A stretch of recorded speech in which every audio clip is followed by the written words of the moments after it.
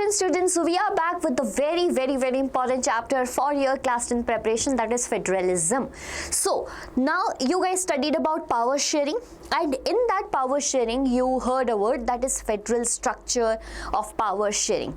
So the chapter is all about that structure. We'll figure out everything, don't worry. This is the second chapter of your civics. I know class 10 students, you are worried about your boards, but we are going to make your preparation in the most easiest way possible. Talking about federalism, first of all, what we are going to do in this chapter is to decode the heading. That means federalism, right? Federalism is basically the structure of governance in which power is not left only in the single hand. For example, what if one day we wake up in India and we figure out that now only and only Prime Minister of India will take all the decisions? Do you think that it is worthy? No. Because we know power corrupts and the absolute power corrupts. Absolutely, we actually know in the case of North Korea, in which power is handed into the single hand. Don't you think in such a situation it will become dictatorship? Yes. And hence federalism or power sharing is quite required to have a balanced structure in the powers. This is what the chapter about. Welcome on the platform Deeksha Vedantu. This is your SST faculty. Let me just share you the brief update about what we have studied up till now on the same channel, that is power sharing. Then we completed our chapter resource and development, then we have completed development, and then we moved towards the new chapter, that is what, rise of nationalism in Europe. Now it's the high chance we have to complete the chapter, that is federalism. So before moving to the chapter, let me tell you how we are going to study, what is our agendas to study, because by the end of this class I want everything crystal clear in your mind. So my dear students, switch off anything that's irrelevant running in your mind. Just take your books out, take your copies, because we are going to make quick notes. When I will be teaching, you will be writing quick notes, because that's how it works.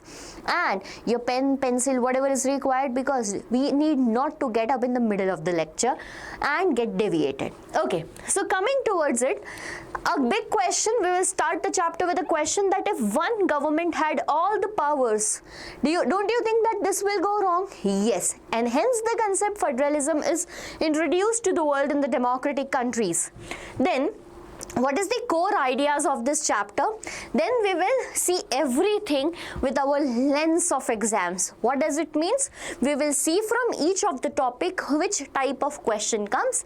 For example, here I have taken, I just pick what the important topics of these chapters, like definition, features, examples, 1992 Constitutional Amendment Act. That means what? That means decentralization. What is the roadmap of the chapter by? What we have to study according to the exam perspective again. Okay, I just forget that this is not PowerPoint. So the roadmap of the chapter is, first thing is about what is federalism. Then what if the country is not federal? Why the country will be unitary. If the country is not federal, the country will be unitary. We will understand what is the difference between the two. Then what are the features and objectives of federalism? Then we have routes to federalism, by how to get a country federal, how to make it federal, how to become federal, right? How India is a federal country. Tell about India's federal structure first. We will figure out India is or not federal country. Then how it became a federal country, how federalism is actually practiced in India, and what do you mean by decentralization, along with the question bank at the last, which you have to prepare for sure. Okay, so ready to start this chapter? Crazy. Very good. First, we will start with the definition of federalism. See, what is federalism? Okay, first of all, you have to learn the definition of federalism.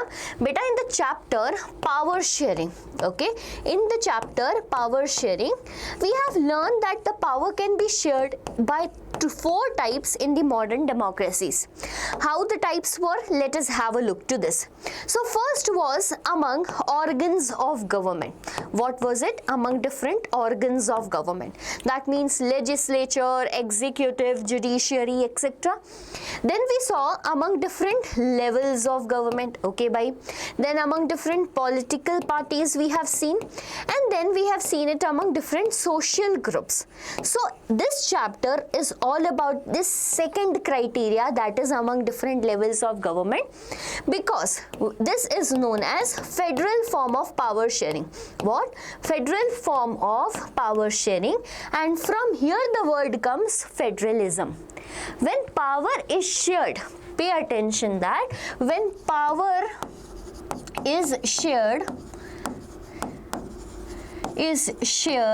by the central government, okay, by the central government with its constituent units, then this term is known as federalism. For an example, you live in a family, okay, yes, do you? Obviously. So for an example, you guys live in a family, and there is a family in which you have a grandfather, then you have your father and you. So decision regarding what course you want to take in your future, what career you want to choose, what you want to eat today, what you want to do today in extracurriculum activity, where you want to go, what is the menu for the restaurant we are going today, everything is decided by your grandfather, and sometime you will be like irritated, isn't it? But whenever the power is divided, that means your father take your decisions, the father take their decisions, you also have a call on your decision, at least what to have, what to eat, where to go, basic decisions. What happened? There will be healthy and happy family. Similarly, a nation where power is distributed by the central government among its small constituent units, and this will be a place where peace exists. Okay, and hence this concept of federalism is quite required in the modern democracies. This is the brief introduction of what we are going to study. Now coming towards, what if the country is not federal? What is the opposite of fed? So by if the country is not federal, the country will be unitary. What is the difference, beta? So pay attention to that. For example, this is a nation, this is a nation B. Okay, these are two nations, nation A, nation B. Now here is a central government, and there are so many states in the country. Okay, similarly here is the central government, and there are so many states in the country. Pay attention to that.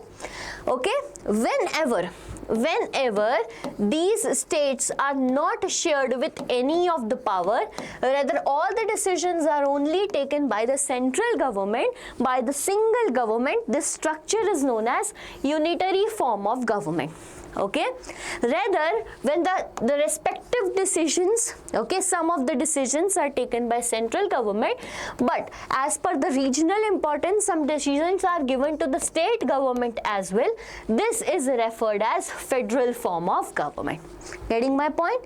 Now let's read the point and understand, because yes, this question comes as 3 marker, that write the difference between unitary form of government as well as federal form of government. Okay, ready for this? Chalo. So under the unitary government, either there is only one level of government or the subunits are subordinate. See, there are two cases. Either in a country only single level of government exists, or if the state level exists but they do not have any right, they are just acting as subordinates to the central government, this case is referred as unitary government.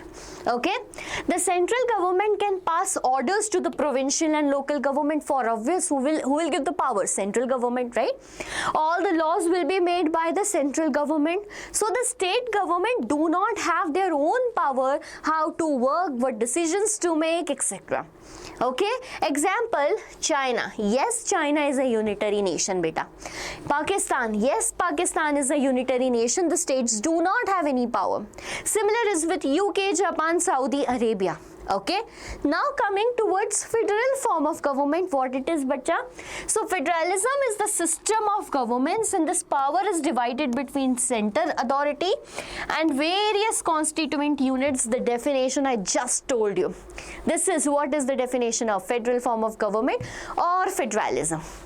Okay, when power is shared between the central authority and its constituent units. Get it? The center government cannot order the state government to do something. By this is not done here. The state government has their will to do the work. Okay, state government even have their power to work on certain topics. Okay, and here the examples are USA. USA is a first democratic country with this type of setup. Canada, Brazil, Russia and India. Okay, it is just the starting of the chapter. There might be certain points which you are not able to understand, but I am very sure that when we go throughout another topic, everything will be crystal clear in your mind. Okay, so learn with this beautiful explanation of what I am just what I can say, I'm just telling my explanation as beautiful. No, so explanation, beautiful explanation of the topic federalism, as well as the division between unitary or federal structure. Okay, if the question in your mind is, ma'am, does the question comes from this topic? Yes, beta. For a 2-marker question, define federalism. For a 3-marker question, write the difference between unitary form of government and federal form of government. Now, as you guys learned about what actually is federal form of government, let's deep dive into these concepts. Okay, does federalism means power divided? Ma'am, but when power is divided, that means it should be reduced, na? Like, if single person have all the powers, then there is this possibility. But what if that single person is now able to have to share that power? So don't you think that power will be divided? That means power will be reduced and it can be negative aspect for a nation. So beta, this can be a thing in the personal life, but it can not be a thing in the nation's life, because see, a nation is not a single entity. It is an entity which is made up of thousands of people, okay, millions of people otherwise, and that millions of people are not alike to each other. They are different. They need different type of people to represent them, right? They need different forms to be governed them. Like for an example, if we talk about Kerala as a state and Haryana as a state, do you think that the development in the both of the states are similar? You learned in the development chapter. No, it is not similar. So don't you think the type of government ruling there might also be different? Hence, a single government cannot rule it unilaterally. Okay, so then power shared in federalism is not equals to reduce or reduction in the power, right? So we have to understand that what is federalism? It is vertical division of power among different level of government. All the levels of government are provided with their work. For example, we have central authority. What is that central authority?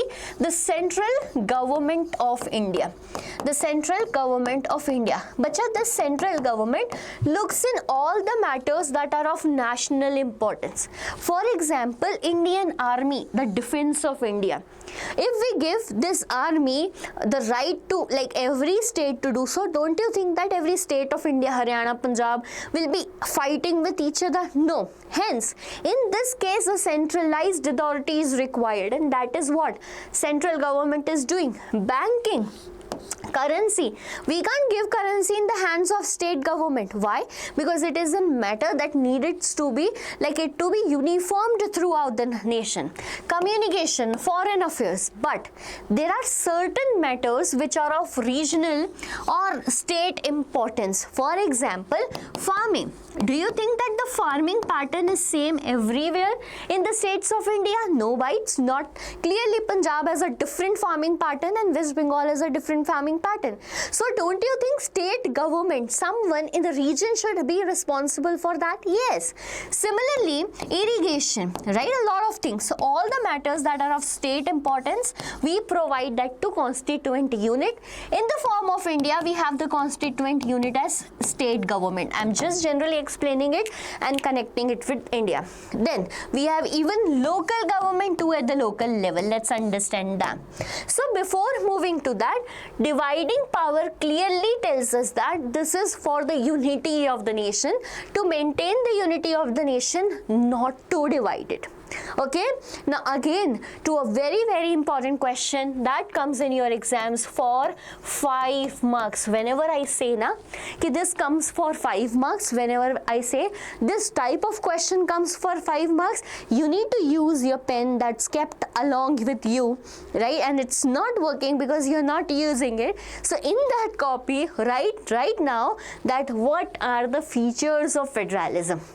Okay, very important question for your exam perspective. So what are the features of federalism, bacha? See, we understood what actually federalism is.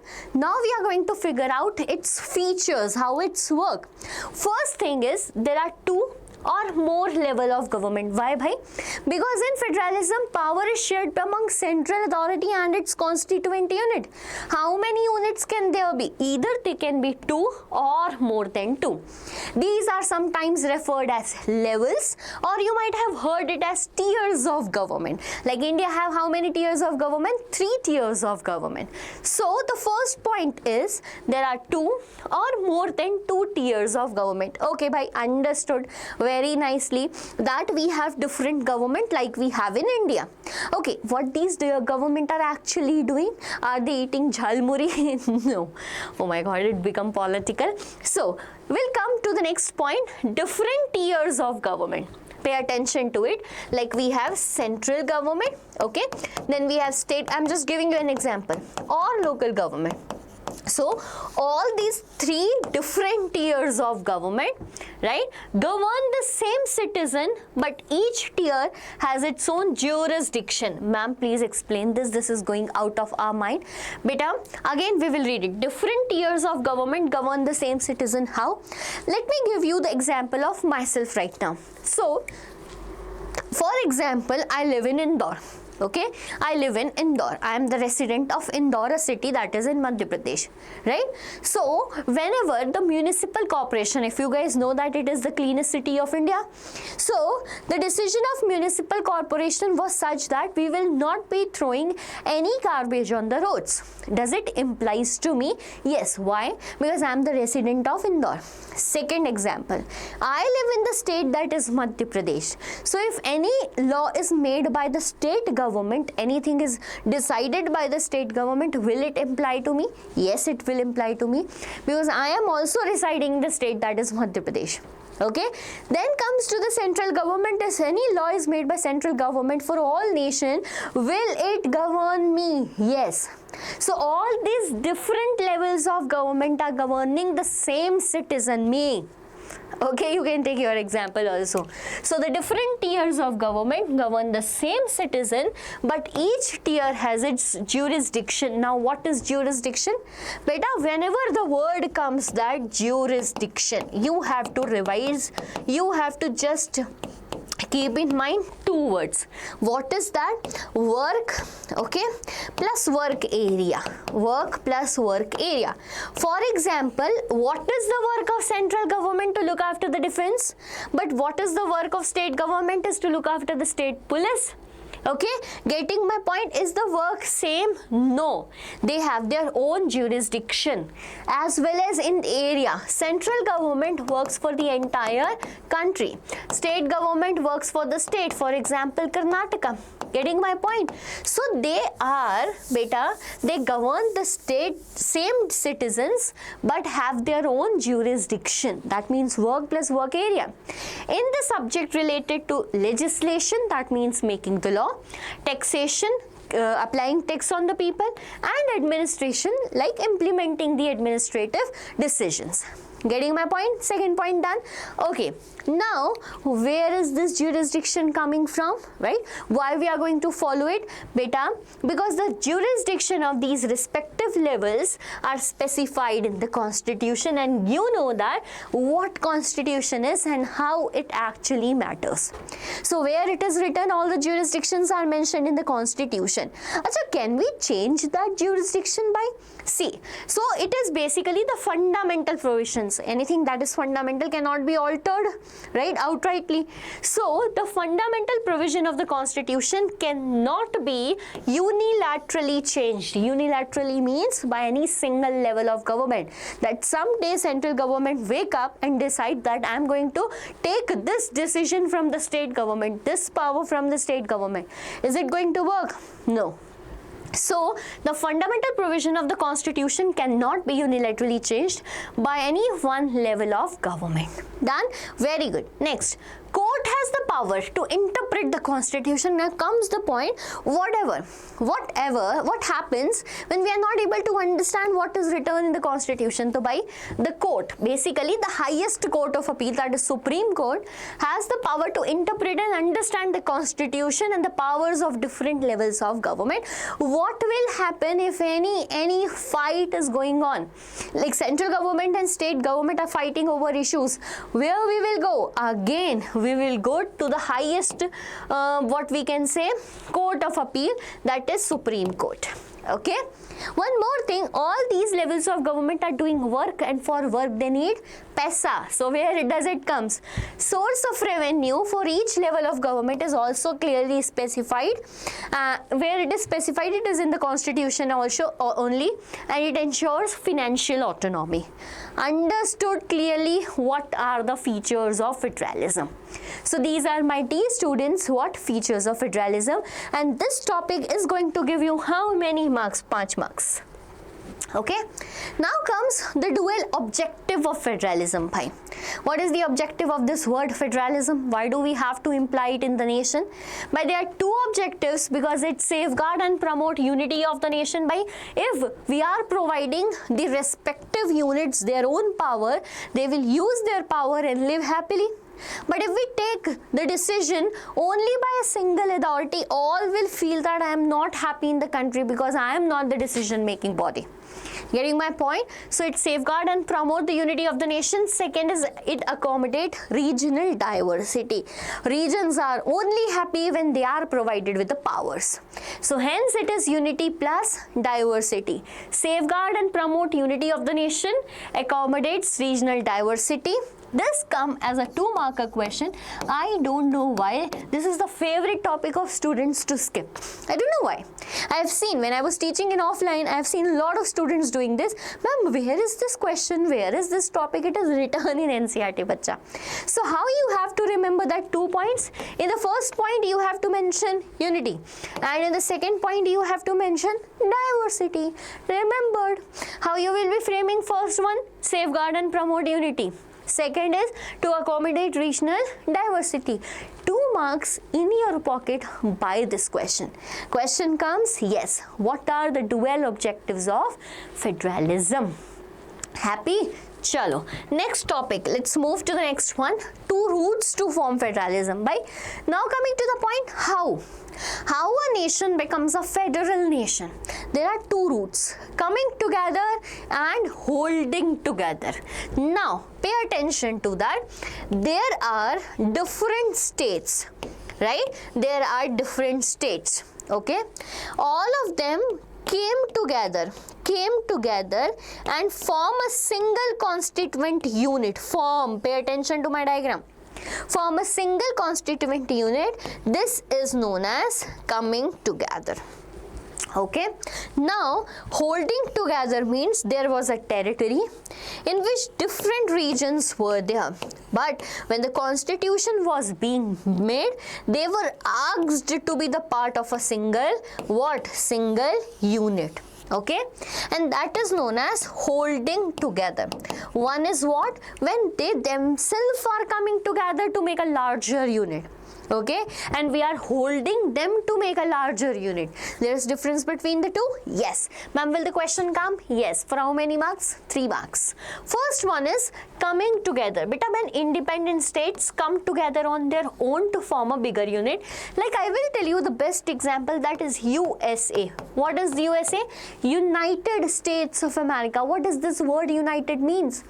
All these constituent unit united themselves to form what? State of America, the nation of America. Getting my point? So they came together. What happens in this? They pool their sovereignty. Sovereignty means respect, the supremeness, right?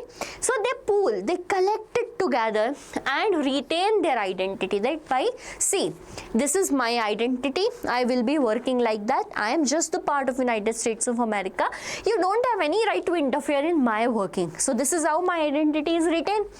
So all the constituent states usually have equal powers and are strong vis-a-vis federal government. Okay, so USA is the example. Similarly, Switzerland and Australia.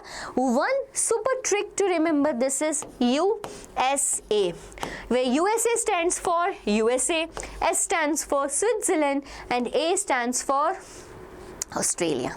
Okay, chalo. Next is holding together federation. Now what happened when a large country decides to divide its power between the constituent states and the national government? Now consider the example of India. When we become independent, right, there were numerous independent states which were given the, what we can say, right to either to join Pakistan or to join India or remain independent. But what happened? There was certain states which were creating problems. Like if I talk about Hyderabad, talk about Bhopal, then let's discuss about Jammu Kashmir also.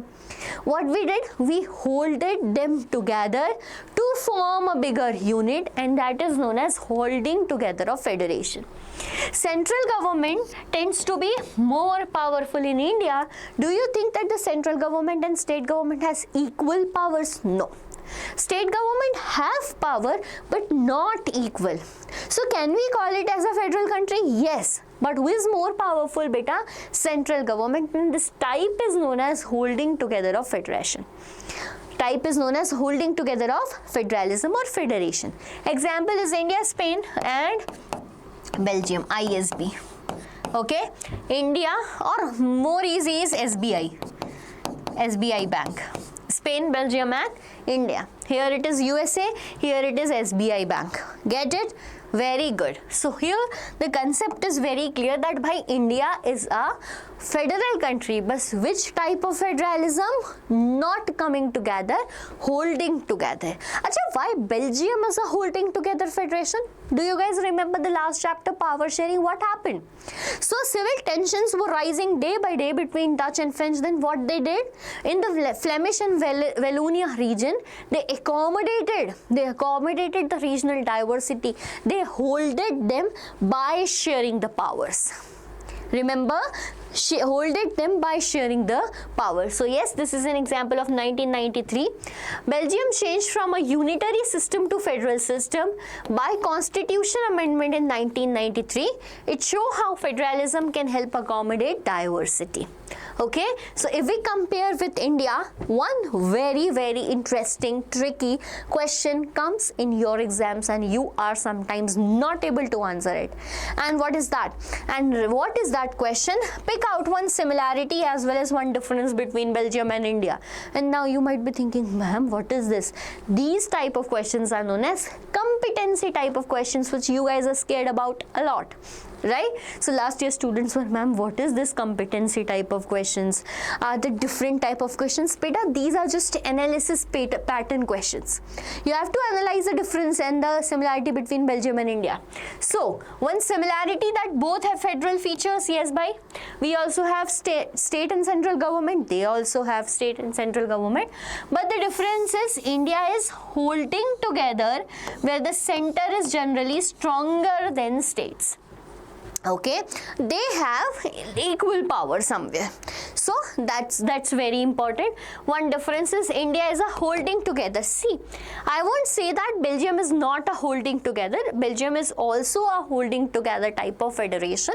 But if we look at the condition of Belgium and India, is center is more powerful in India.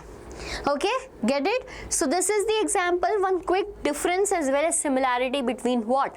Quick difference and similarity between Belgium and India. Now moving further, let's particularly talk about federalism where in India. If I ask you a question, quick question, is India a federal country? Right now the answer in your mind is yes ma'am, because we studied right now that it is what? Holding together of federation.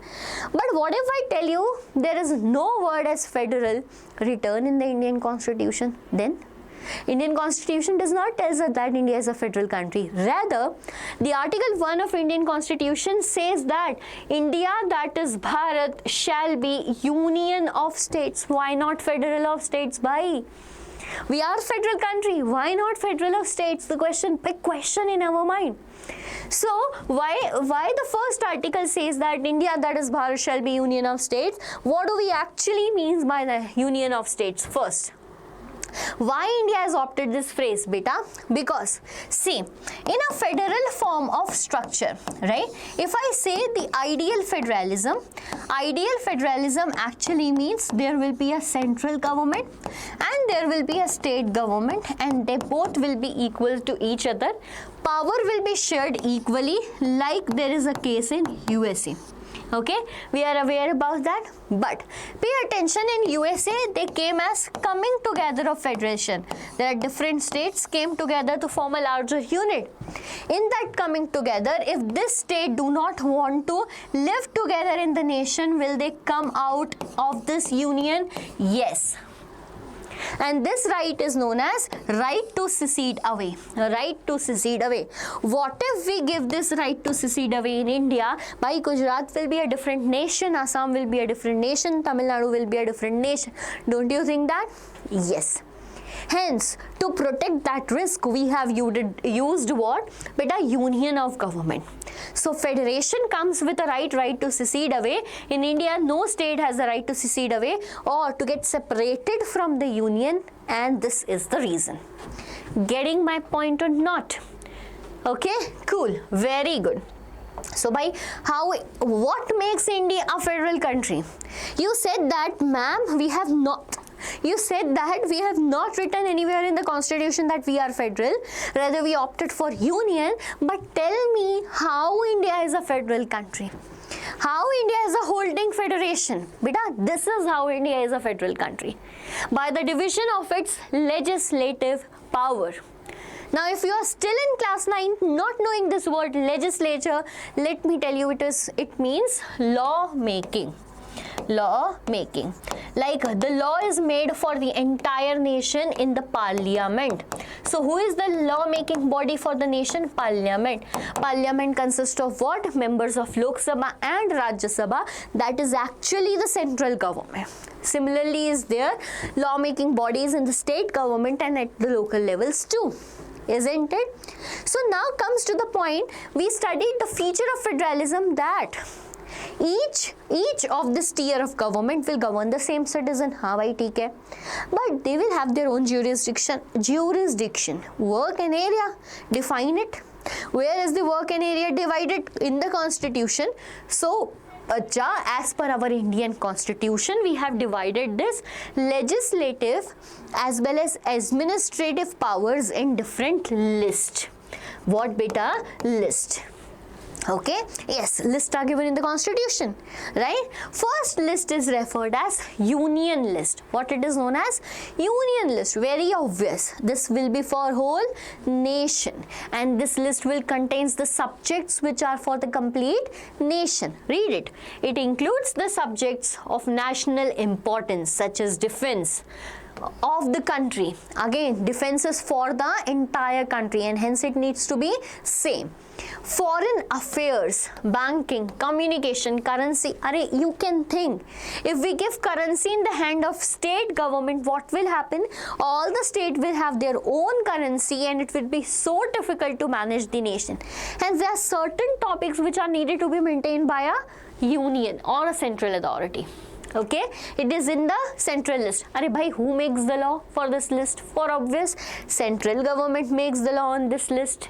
Okay, let's move to the state one. It contains the subject of states and local importance such as police, trade, commerce, agriculture and irrigation for sure. What? Police, we say Madhya Pradesh police, Karnataka police, we say Tamil Nadu police. We don't call it Indian police, but we call it as Indian army. Getting my point? The difference you have to figure out.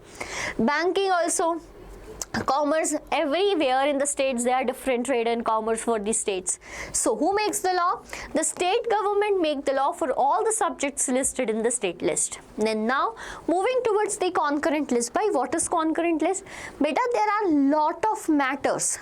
Okay, there are lot of matters which are of the interest of both central and state government. Right? Now what to do that? So we have made a concurrent list in which subjects which are of common interest are added, in which both can make the law. For an example, education. Like, I'll give you the best example to understand education. What if education lies into the hands of, sorry, I would about to fall. So, what if education was into the hands of union government? What would happen? By union government make a policy that everyone will be following Hindi, everyone will be following English, and these are the subjects, no regional importance is being given, etc. Clashes happen, India will fight and the civil war happens. Similarly, if we give entirely into the hands of state government, what will happen? It will more of regional impact, and nothing will be for unity done in the education system, and hence we added it in the concurrent list. Understanding? Similar is for forest, trade, unions, marriage, adoption and succession. So both union as well as the state government can make the laws on these subjects enlisted in the concurrent list. Great. Now, ma'am, are all the subjects mentioned in the constitution? It was made in 1947. Don't you think a lot of subjects have been arrived later with the development? Yes, like privacy. Right to privacy added later, na? Right to information added later or not? So there are a lot of things that emerged later. So residuary list is made for it. What it is made? Residuary list. Who has the power to make laws on these subjects, beta? Union government. Why? Because being what? Holding together a federation, we have more powerful center government. Get it? Do you want me to revise it again? Okay, let's do it quickly. Question will come, what makes India a federal country? So, the administrative and legislative division as per the constitution provides three lists. Union list, which contains the subjects of national importance. Who makes the law? Central government. Write the examples as well. State list. What are the issues? State and local issues. Subject, sorry. And who makes the law? State government. Example needed. Third is concurrent, in which both makes the law and the subjects are of common interest. Example needed. And then we have residuary, in which union government makes the law. And this is what makes India a federal country. This is what makes India, what bacha? Federal country. Hope you are clear with this. Moving towards how is actually federalism practiced in India.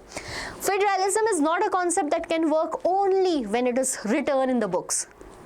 We have to practice it in everyday life since the nation is formed. Do you think that the forming a nation, the big nation India, was not challenging? But it was so much challenging. You know that lot of challenges came on the way.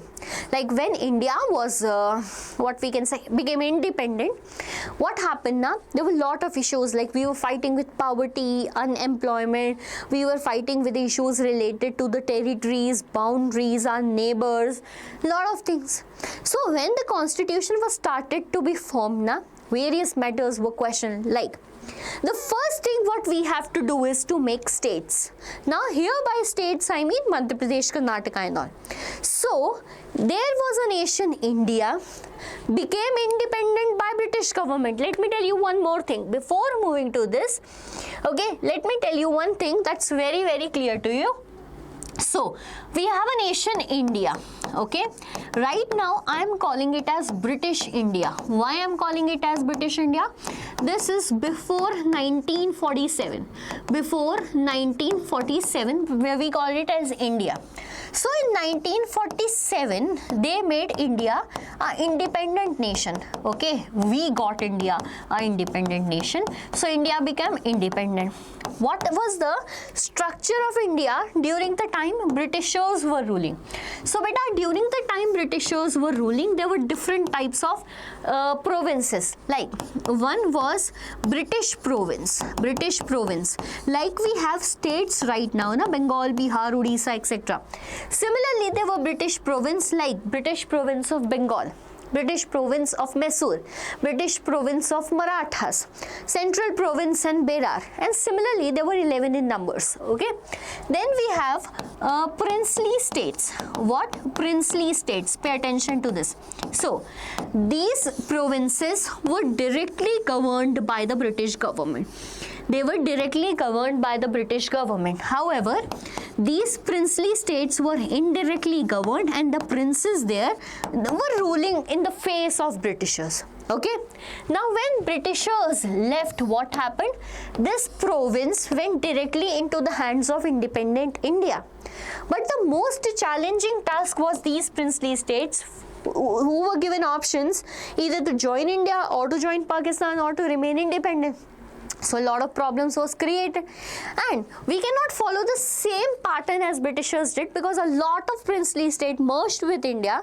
So we have to reframe the structure of the states, and hence the first issue was about linguistic states. What do you mean by the word linguistic here? The linguistic word here means language, bhai. So in different type of regions, there were people speaking different languages. In the Constituent Assembly, everyone sat down and was deciding the borders of the states. Now the issue raised that can we do this to the Gujarat people, where people are speaking Gujarati, let's locate it as a different state. To the people where Assamese is spoken, let's give it as a Assam state. So this issue was going on. But what happened? A lot of people raised their voice, "Arey, what are you doing? If we divide India on the basis of language, there will be clashes. There will be no unity. Why? Because Gujarati people will always say, we are Gujarati, we are Marathi, we are Punjabi. What about unity of the nation representing them as Indian? So if we do that, it will basically divide the nation. This was the first thing. But this became not true. How? I am going to show you. Pay attention to that. So what we decided in the Constituent Assembly was that yes, we will be making states on the basis of language. How it become possible? That is the big challenge now. Just give me a second.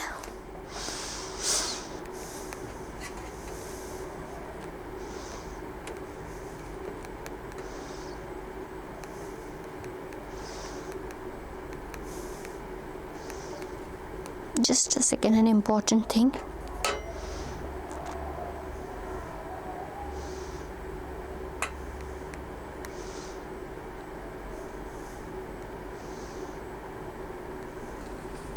Okay, so it was linguistic states. First and the major tests of democratic politics was to frame the linguistic states. So the clashes were going in the Constituent Assembly either to make it on the basis of language or not to make it on the basis of language.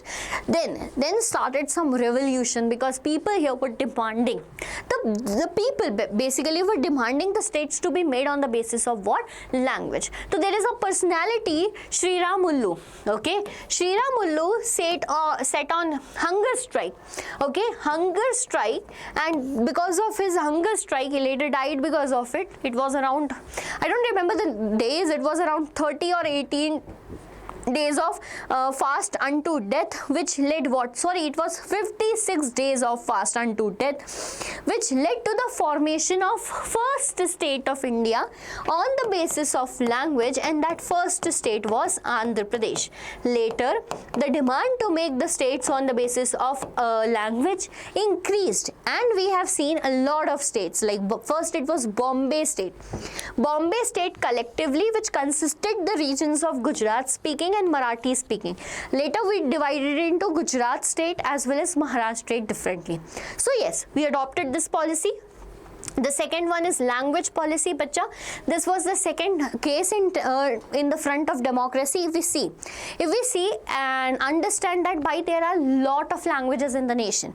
More than 1800 languages are being spoken in the nation. So how to choose a national language? It was difficult. So does India have any national language? No. We have what? Official languages. So the next decision was to decide the language policy of the nation.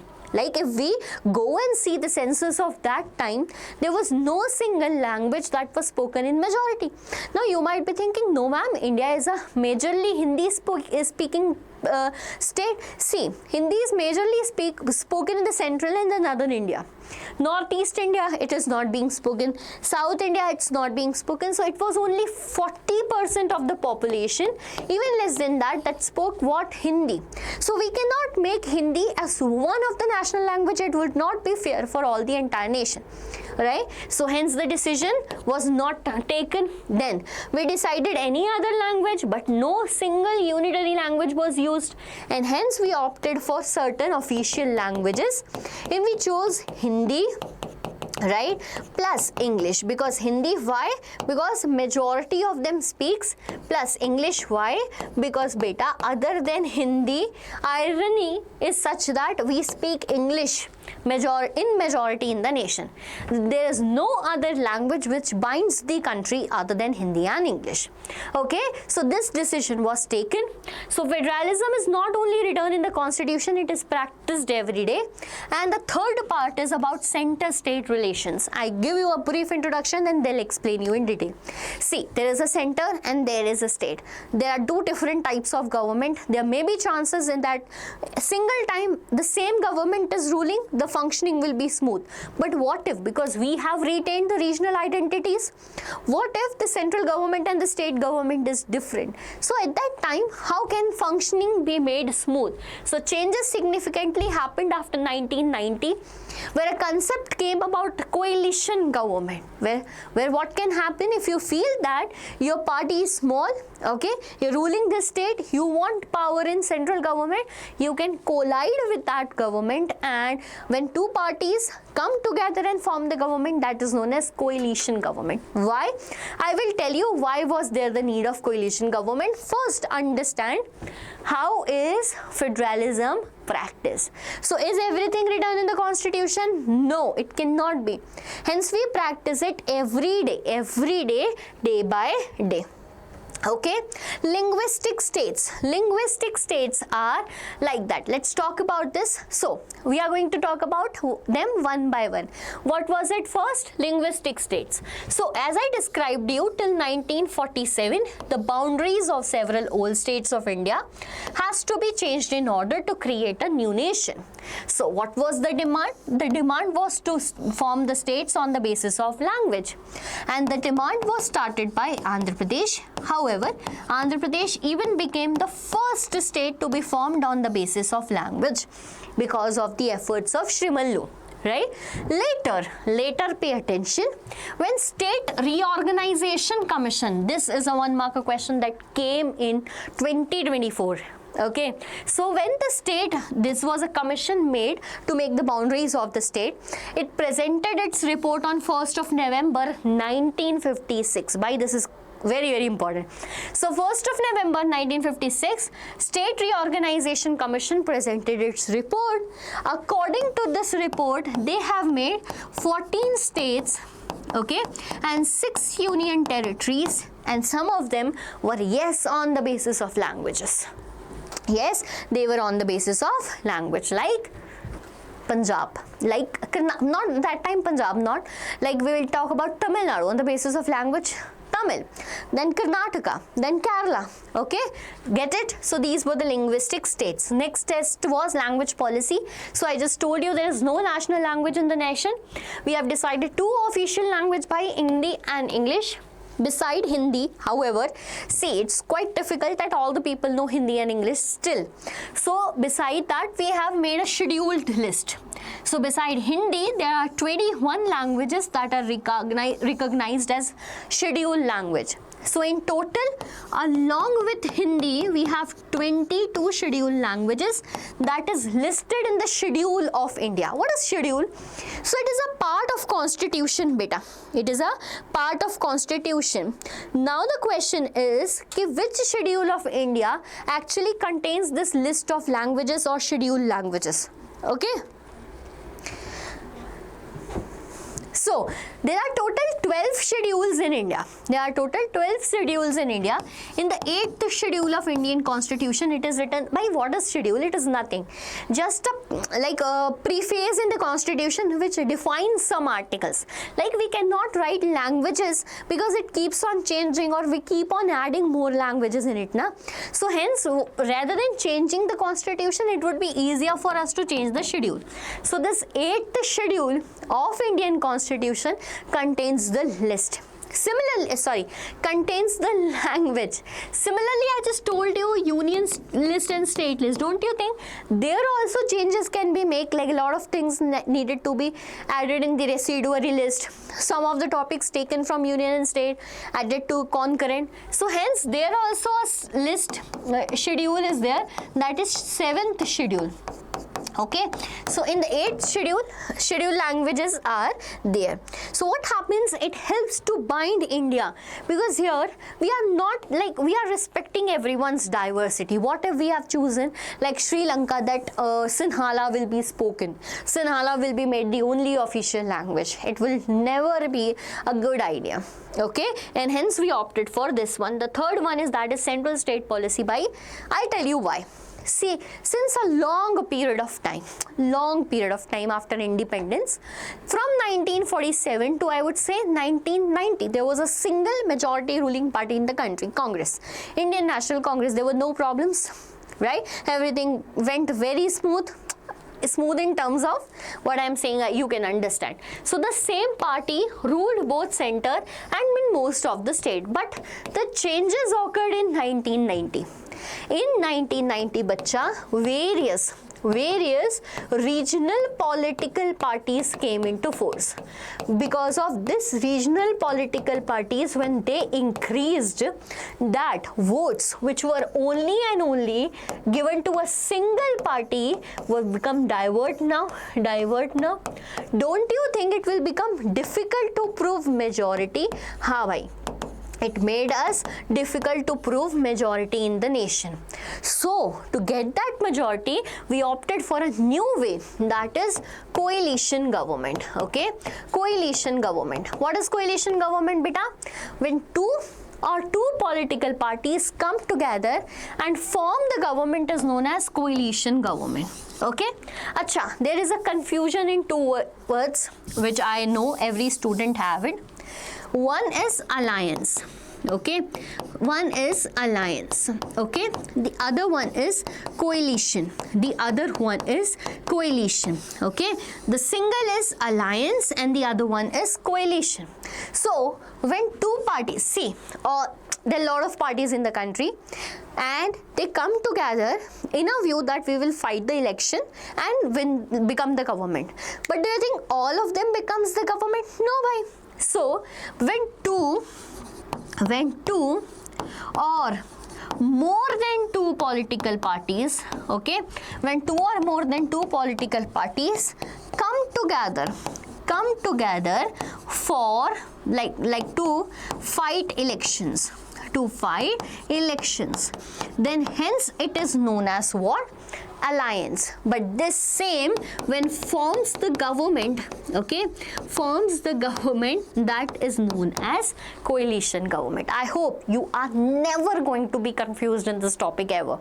Alliance is different, coalition government is different. Okay, and this is the topic, that is central state policy. Now, do you know What ma'am? What? We don't know anything because we don't like studying SST, researching everything. But my students, you should know this, that there are more than 1300 plus various mother languages in India. According to the census of 2011, there are more than 1300 languages which people refer as their mother language. Okay, crazy nation, right? Isn't it? We have, out of which there are more than 121 languages that are found in the nation as major speaking languages.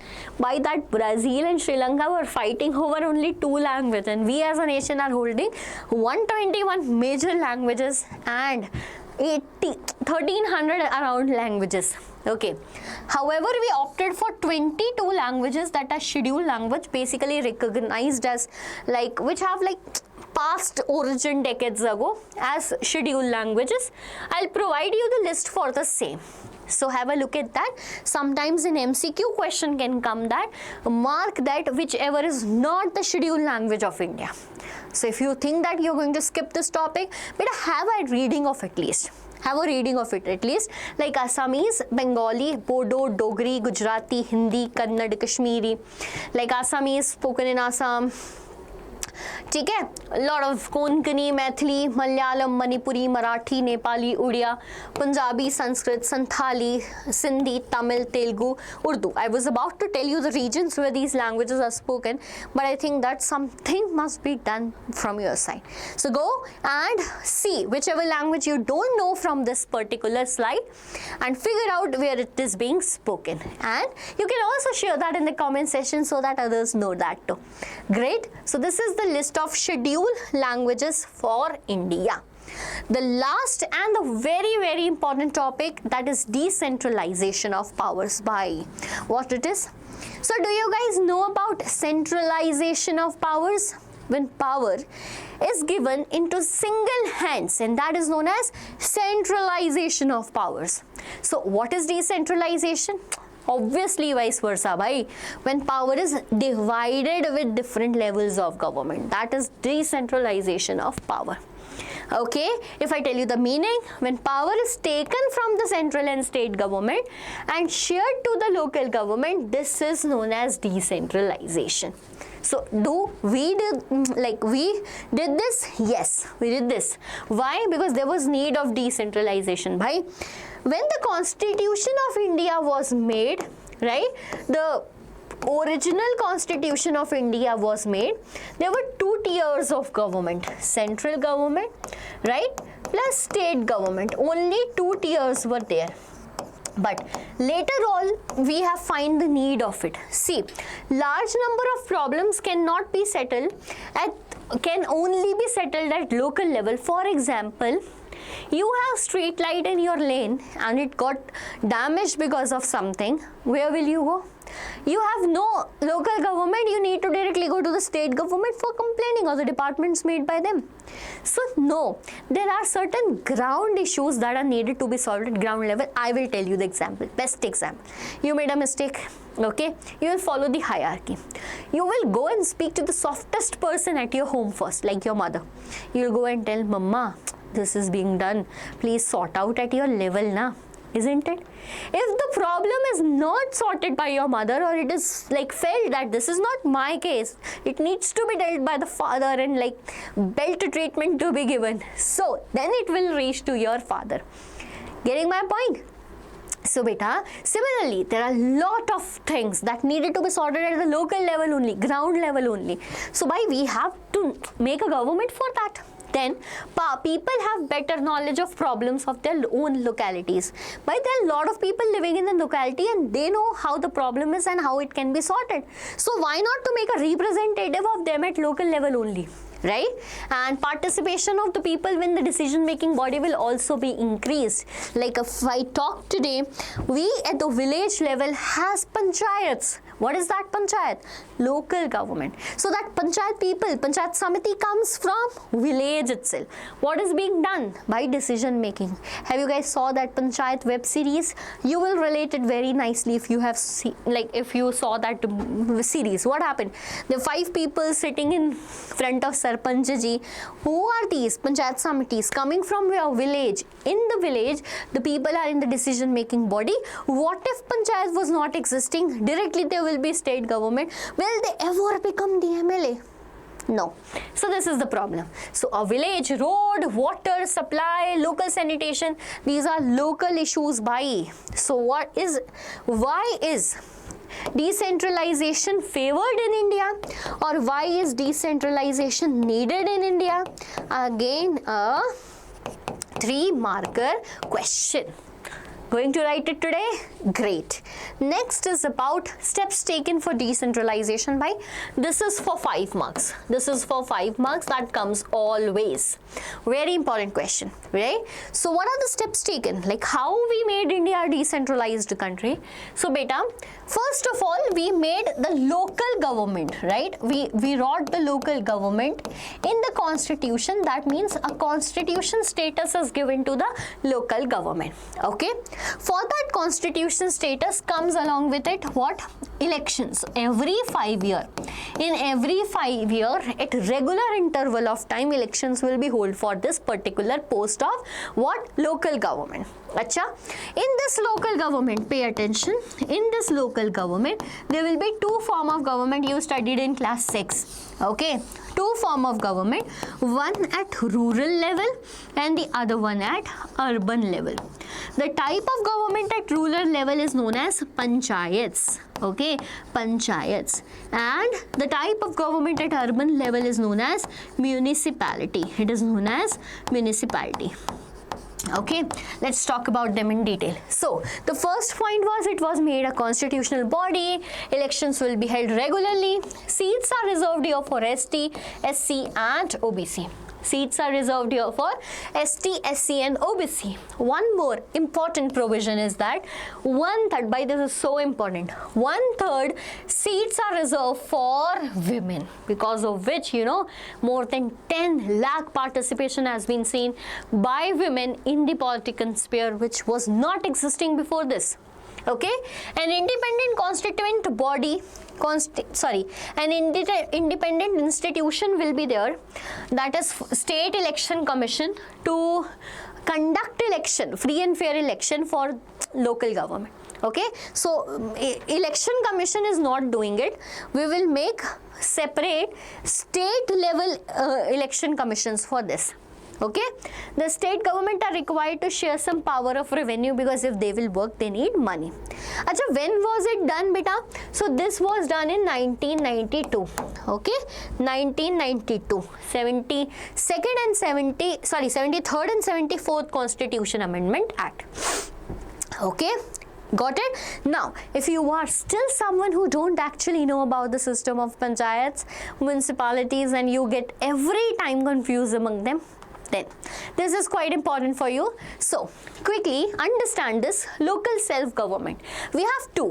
At rural level, referred as panchayats. At urban level, referred as municipalities. According to the population, we have further categorized them into, like at village level, there is a Gram Panchayat. Have you seen that Panchayat series? Yes, there it is, Gram Panchayat. At village, small village with some 400-500 families living there. Okay, the Panchayat, that means people elected by themselves to form a Panchayat Samiti, and all together they form a Panchayat along with the Sarpanch. Okay, then this is a village, this is a village, this is a village, this is a village. In every village there is a Gram Panchayat, GP, Gram Panchayat, GP. Okay, get it? Now, all these villages are somewhere near to it, so we defined it at one more administrative unit, that is referred as block. Now this is referred as block. What is block, beta? In block, the panchayat is also referred as either block panchayat or mandal panchayat. Okay, this is basically tehsil, a bigger like collided area. Again, lot of blocks make a district, and here there is Jilla Panchayat. But why are we calling it Panchayat? Because this area is still a rural area, but not all of them are rural. There are some of them which are urban, and hence for those urban areas, according to the population, we have municipal council, municipality, municipal corporation, like all the big cities, Indore, Bhopal, Bangalore, etc. What works here? Municipal corporation. Okay, the place which is in transition from council to corporation, it is municipality. Like, have you heard about Nagar Nigam? Right? Nagar Nigam. What is Nagar Nigam? Nagar Nigam is this, municipal corporation. Have you heard about Nagar Palika? This Nagar Palika is municipality. Okay, and this is Nagar Panchayat. What? Municipal council. So this is basically the structure. So yes, this question can come in your exam. Ma'am, still the chapter remaining? Nope. We covered the chapter very nicely entirely. I think this 1 hour is quite enough for your chapter, that is Federalism. I'm not leaving you with some work, and here it is. I'm not leaving you without any work. Sorry for the statement. I am going to give you this question bank which you have to practice for sure after watching this one shot. Okay, and I need the confirmation from your side in the comment section that yes ma'am, it's done. It will make me clear that actually you are working on question banks or not. Okay, so this was entirely about the chapter Federalism. I already uploaded power sharing, development, resource and development, rise of nationalism in Europe, and Federalism done. See, from my side, 5 chapters of SST is completed. Check your list, how many chapters you have completed, and actually they are completed or not. Okay, so start studying by its class 10th. Let's rock in this class 10th examination.